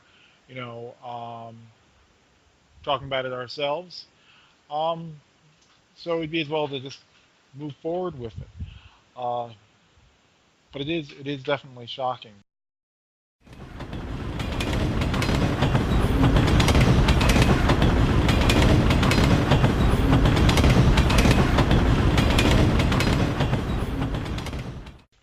Now, there's a very interesting thing that's been done by a reader, by the man who first discovered these differences.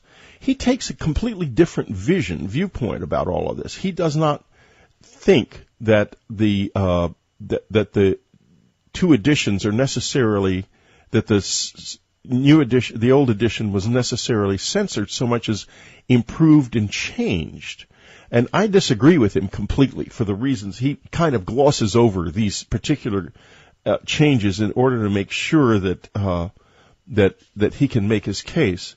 But he does make a good point, and that is that makes many good points, but that is that the old edition still has great value, even though some of the changes that are present in it seem to be diminishing it. He feels like other things that were changed were not. And he also points out something interesting that I missed on the first go-round of this. On page 23 of the old edition, I asked him, what do the dead look like? Well, that wasn't actually what I asked him. What I asked him was, you mentioned monsters in the world of the dead. Now, here's the thing. I remember asking him that question very clearly. But what I don't remember, and it's possible that this was a last-minute change made by me. It could have been done. It could have been done before I sent it off after proofing it very easily. Because I racked my brain for a long time trying to remember what he said about monsters in the world of the dead. I know he said something, but I just can't capture it. I can capture it in images, but not in words. And there were a lot of things that happened that night. There were sounds he made that I couldn't interpret, that seemed to be connected somehow to words. It was a real hyperdimensional experience in many ways. Let me put it that way. But anyway, he mentions this, and he's right. There are things from the key, from that conversation, that I don't remember. And I know there are, and that was one of them.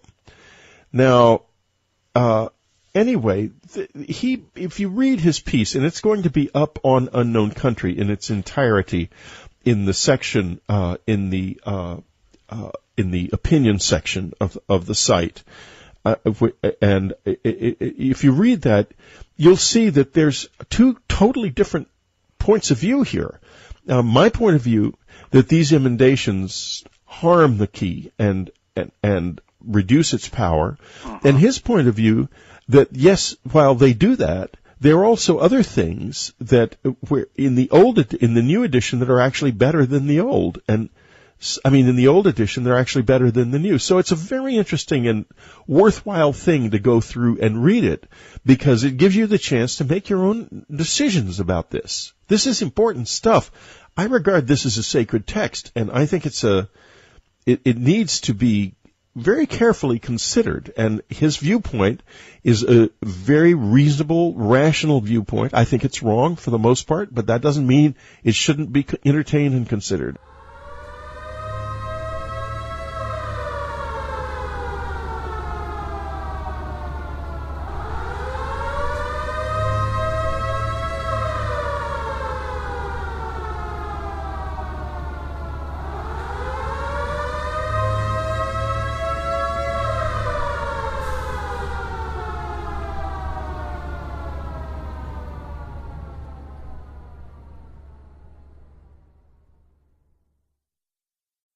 Well, I'm curious to hear, in your own words, what your impressions were of Strieber when you met him. You told me separately that you had met him at least once.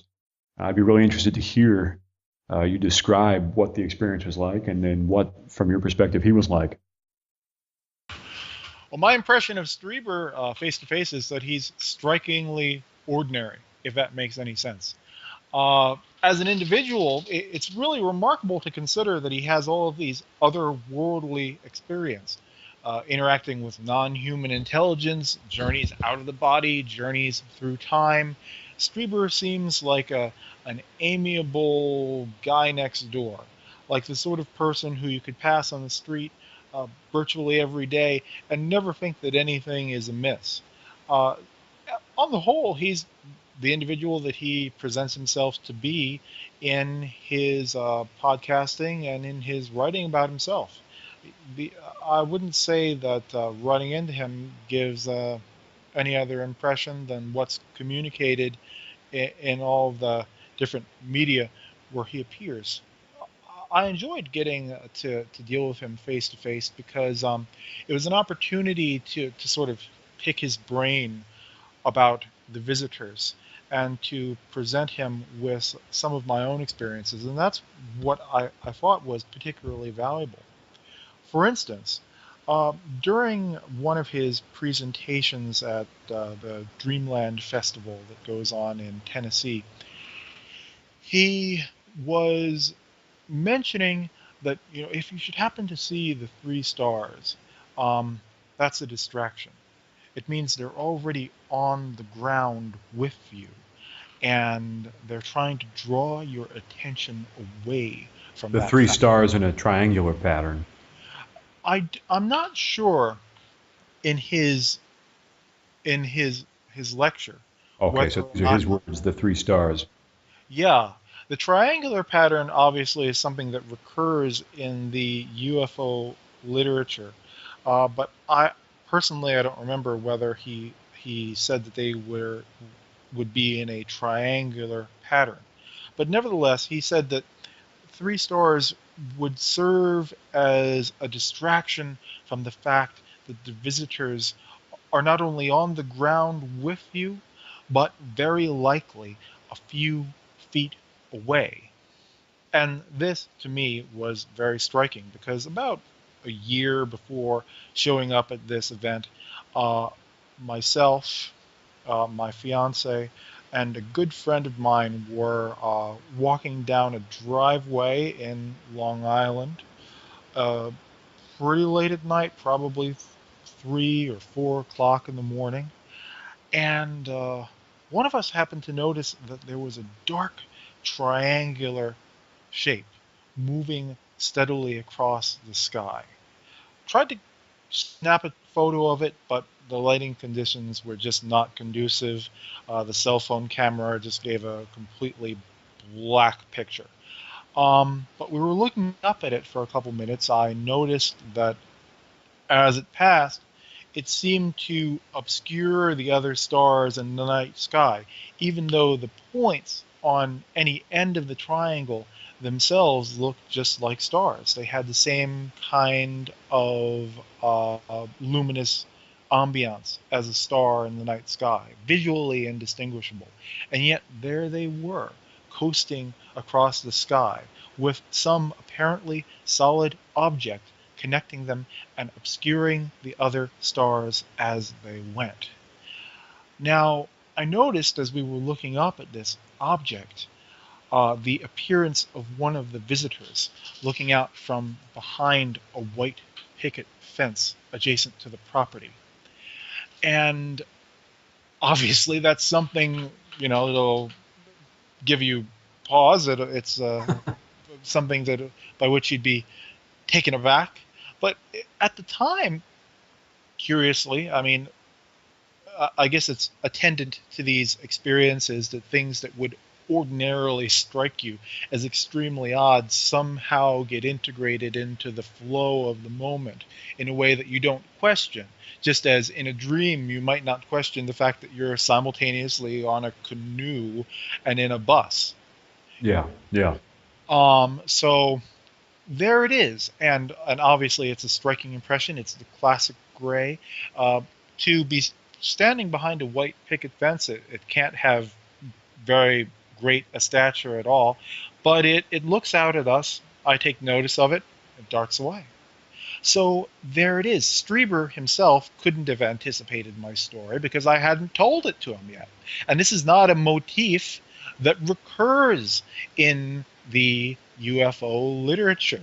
I've been reasonably immersed in it, both online and via books and so on and so forth, and magazines and virtually the whole range of the culture. And I haven't run across it elsewhere. And so here Strieber is talking about it from his own personal experience, just sort of almost off the top, without very much thought, and it corresponds perfectly to something in my own experience. That, beside the documentary evidence, beside Strieber's somewhat rigorous skepticism regarding the authenticity of his experiences, beside that, his getting himself tested for organic brain disease and his going on a polygraph and his concern that he could be suffering hallucinations because of any number of other psychological complications, and his attempt to falsify what was happening to him. This, and of course the intellectual content of the books, all of that over the course of years had sold me on his authenticity. But this was, another straw on the camel's back. This was another substantial drop in the bucket, indicating to me that he was talking about something very genuine. And at these events, it was a small attendance. There are never a lot of people at these things. They don't sell probably very many more than 1,000 tickets, and if they did, I don't think they'd be able to fill the house anyway because the target audience is so small. But nevertheless, my point is that you get a decent amount of time to ask questions of any of the presenters, and Strieber himself is no exception. So my partner and I, we took the opportunity to address Strieber with some of the things that had happened to us over the years, some of the things that we had witnessed and experienced. And I have to say, it was very helpful. He was the most understanding voice that we'd ever encountered about things like that. For instance, I started a conversation with him about the fact that he lived a couple blocks down from where she and I were living at the time in Brooklyn Heights.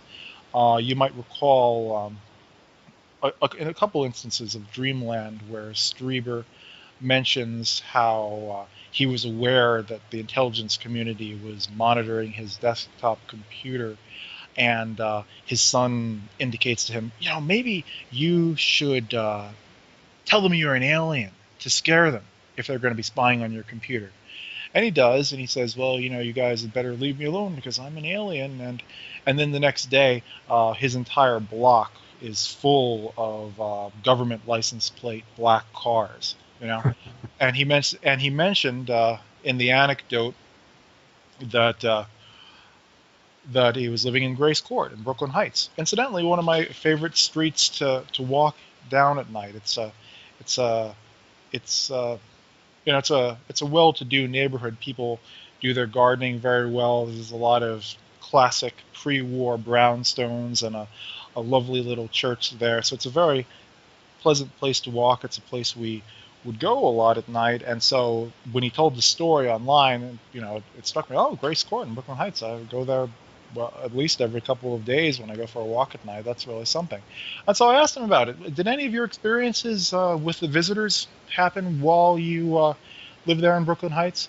And he mentioned one in particular where he experienced himself going out of the body, and then he was conscious of himself as a gray. And he traveled somehow inexplicably through the floor from his own bedroom downstairs into his son's bedroom, and he interacted with his son as a gray. And that was an instance of something that happened there in the neighborhood. And so I brought it to his attention that in that same neighborhood, any number of very unusual things had been going on in our own experiences. We'd seen these very beings entering our apartment, standing by the side of the bed at night. We had seen luminous cords of what appeared to be plasma snaking their way out of the floor and making their way up into the ceiling and disappearing. UFOs, the whole gamut of unusual miscellany. One experience in particular that we were coming home or waking up and finding tarot cards spread out in lays of 3 in triads. Now this is striking, of course, because people often report that the visitors are fond of triangles, that there's a lot of triadic imagery that comes up in the literature of contact. And here were these cards just taken out of the deck to which they belong and laid out for us to find in apparent messages. Now, you have to understand that given the fact that these beings were being seen in our apartment and interacting in ways both subtle and overt, it wouldn't be very much a stretch of the imagination to think that they might very well be responsible, since no one else is coming and going and not very many other people would be inclined to try and communicate in such a bizarre fashion. But we brought this to Strieber's attention, and I remember his words exactly. He said, well, it seems like you have a teacher. His advice following that was very useful.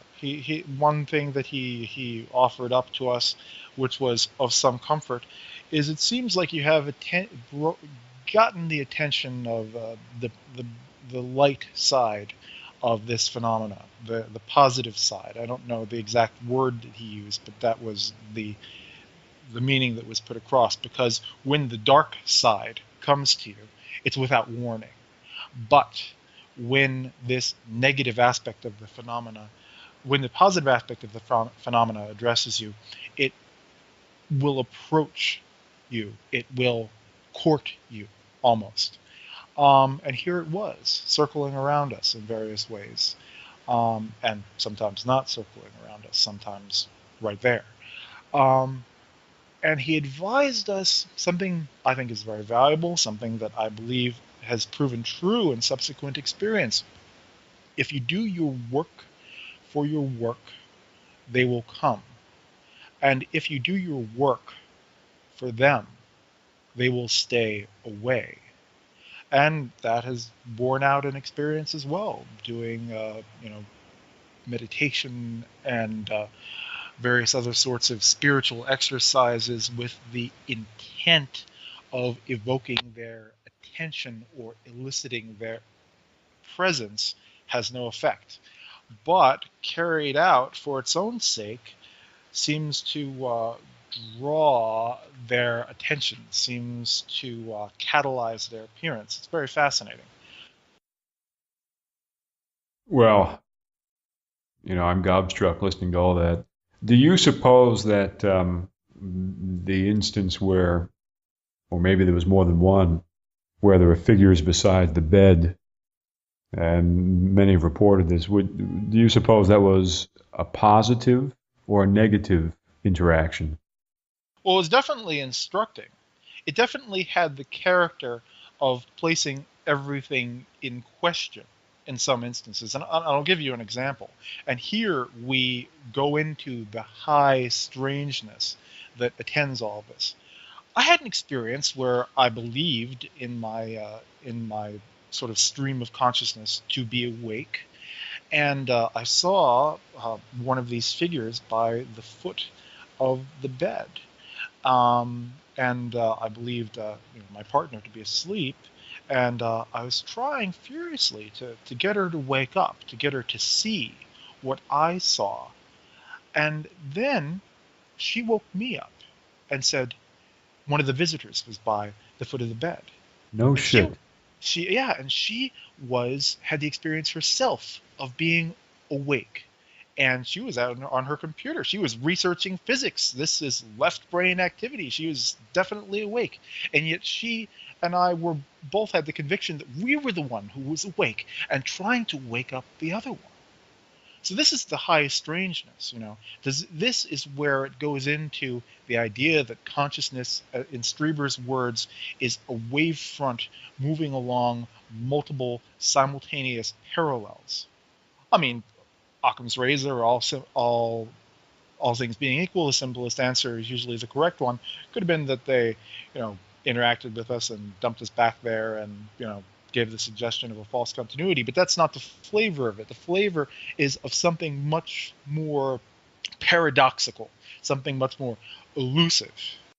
Well, when you say that she was awake and researching physics, do you mean to say that she was actually out of bed reading or at a computer? No, she was sitting on her computer on the bed, and there she sees the entity there by her feet, and where I saw it in what would seem to be a dream, but which didn't have the phenomenological concomitance of dream. So in retrospect, the agreement is that you were in fact asleep, but in what you felt to be a dream, you thought she was also asleep, so you were frantically trying to wake her up to see it also. And then the next thing you know, she wakes you up, and you realize that, at least apparently, she's been awake the whole time. And nonetheless, you both saw the same thing. That's right. And she herself grew up in that neighborhood and in that complex of buildings in particular. And at a time, I suppose, since she lived there her whole life, and given the time frame during which the Communion series of books were coming out, there's some overlap between her living in the neighborhood and Strieber living in the neighborhood. Well, here's a standard question, which is sure banal in its own way, but it serves an important function, namely to root the story in a sensory context for anyone who might be listening. What did this figure look like? Well, again, not to give an equally banal answer, but this had the appearance of your standard gray. This had the appearance of a short being with large, dark eyes. I can't say from my recollection whether it was gray or tan or some other something else on a similar spectrum of colors, because of the lighting conditions of the room and so on and so forth. I've seen things like this in other contexts where they are indeed very much more gray. But here, I can't give without distorting the recollection, I couldn't say very much more than it was short, with a large head, and with large and striking eyes. Now, if your girl, your fiancée there, if she was awake and she was reading, should we take that to mean that there was some light in the room? Was there a lamp on, just so we can imagine what you're describing? Well, I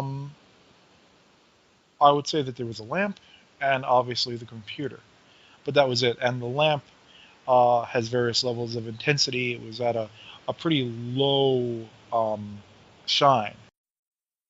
Okay, so would you say then, based on your recollection, that the room was more dark, or was it more lit up? It was on the darker end of the spectrum. I got you.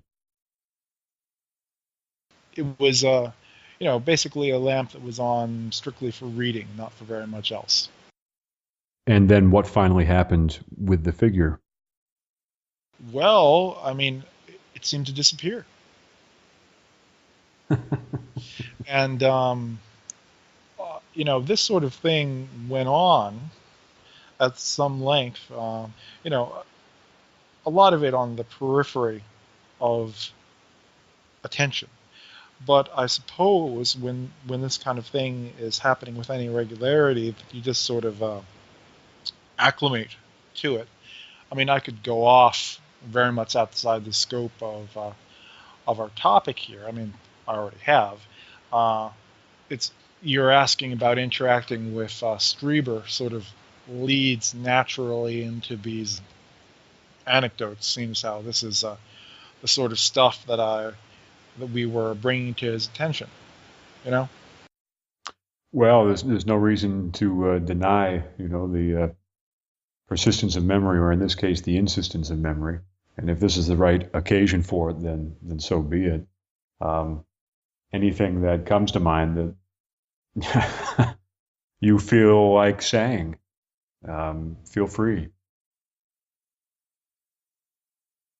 I think that the double bind thing applies to Strieber particularly because he's under all these dual stresses. On the one hand, there's the stress between this image of himself as the objective arbiter of his own experience versus the vessel or prophet of the visitors. There's the stress of the visitors as angels versus the visitors as demons.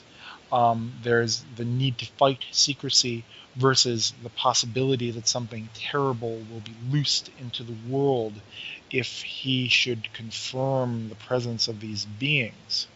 And I think all of this leads into the idea of turning accident into fate, because Strieber is caught between surrender as what we might think of as a more authentic mode of spiritual response, and a sort of self-aggrandizement that envisions him as playing a part in the imminent teleology of world history.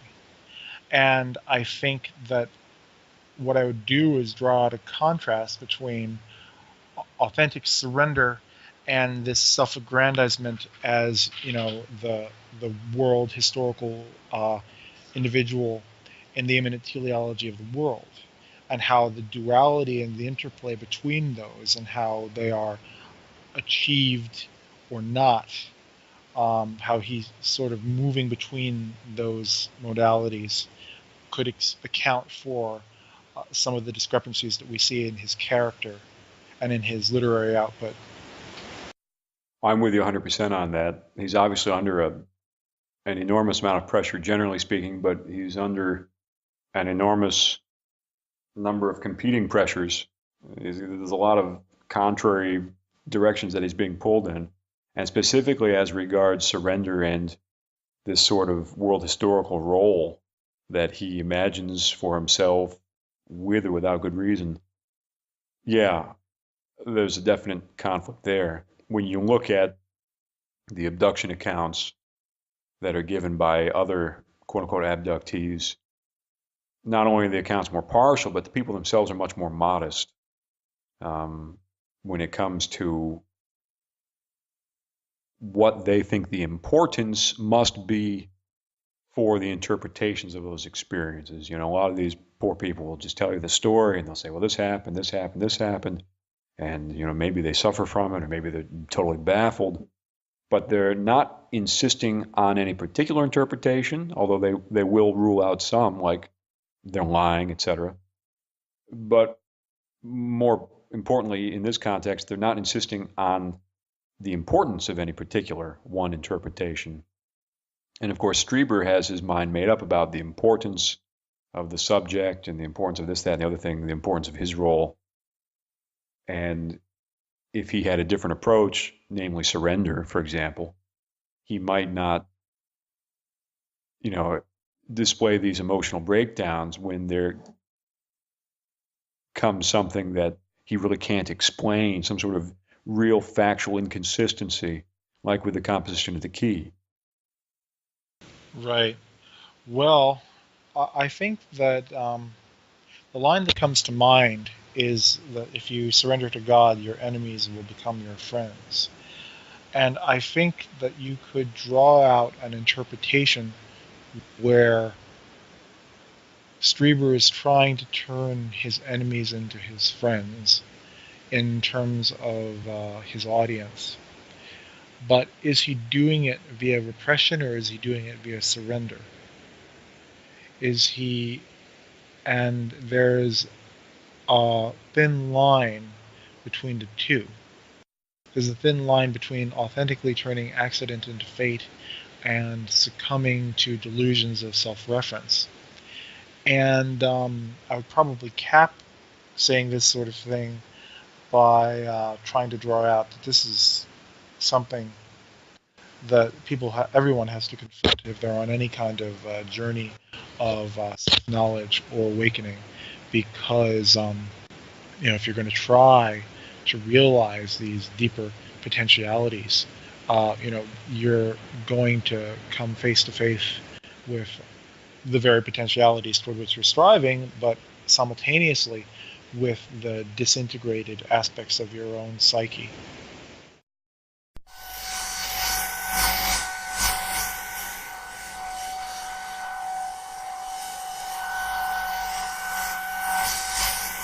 Later, as we continue to go through the key together, we will get into this issue of the tapestry of memory and that exists in the universe. This is the personality and, as it were, of conscious energy that we are contributing to. Everything that happens to us becomes a part of this vibrant tapestry of being. And I will tell you this. I have lived in and tasted that kind of memory from time to time. And there are cases when people have had operations on their brain. Their brains have been probed, and they have suddenly, vividly relived an event from years ago in their early childhoods or some other time. Every taste, every smell, every nuance reappears suddenly, and they are living that event again. That's what that tapestry of memory is like. It's like being alive all at once on a vast scale, not only your own rich memories, but also those of millions of other people. It is a vastness of experience that is not available to the soul in life because of the fact that so much of our perceptual instrument is directed into the nervous system and the cells of the body and into the physical world. We are like anesthetized to this larger reality. The danger is that we will, if we never return, if, for example, the earth is never able again to produce a body that fits this particular soul that I call me, if we never are able to return, our unfulfilled desires will remain forever part of us, and therefore there will be a permanent limit to the level of ecstasy we can reach. And that is the danger of staying on the wheel of life. This material is so deep and so secret. It's never really been expressed like this before.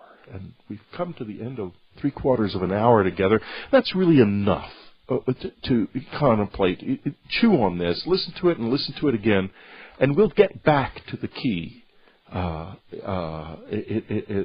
the next couple of weeks. I'll keep doing this until we work our way through the whole book of the key. And we're going to work our way through some other books too. We'll work through the Path together. We'll work through some of the books of the Bible, perhaps. There's a lot of things that we could talk about. So, I love you.